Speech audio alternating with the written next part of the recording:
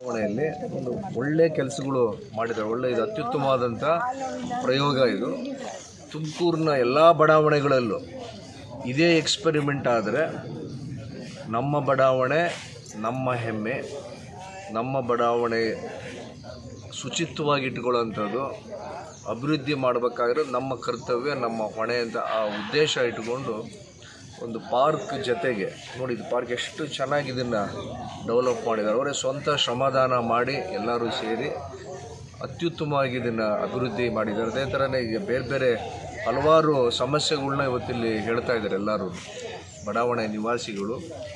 ಇದು ನೀರಿಂದು ವ್ಯವಸ್ಥೆ ಸರಿಯಾಗಿ ಆಗ್ತಾಯಿಲ್ಲ, ಅದು ನೀರು ಬಿಡೋದು. ಆಮೇಲೆ ಬೀದಿ ನಾಯಿಗಳದು ಜಾಸ್ತಿ ಆಗ್ಬಿಟ್ಟು ಪ್ರತಿ ಬೀದಿನಲ್ಲೂ 8-10 ನಾಯಿಗಳು ಅವರಿಗೆ ವಾಕಿಂಗ್ ಮಾಡೋದಕ್ಕೆ, ಅದರಲ್ಲೂ ಹಿರಿಯ ನಾಗರಿಕರಿಗೆ, ಹೆಣ್ಣುಮಕ್ಕಳಿಗೆ ಸಮಸ್ಯೆ ಆಗ್ತಿದೆ ಅಂತೇಳಿ.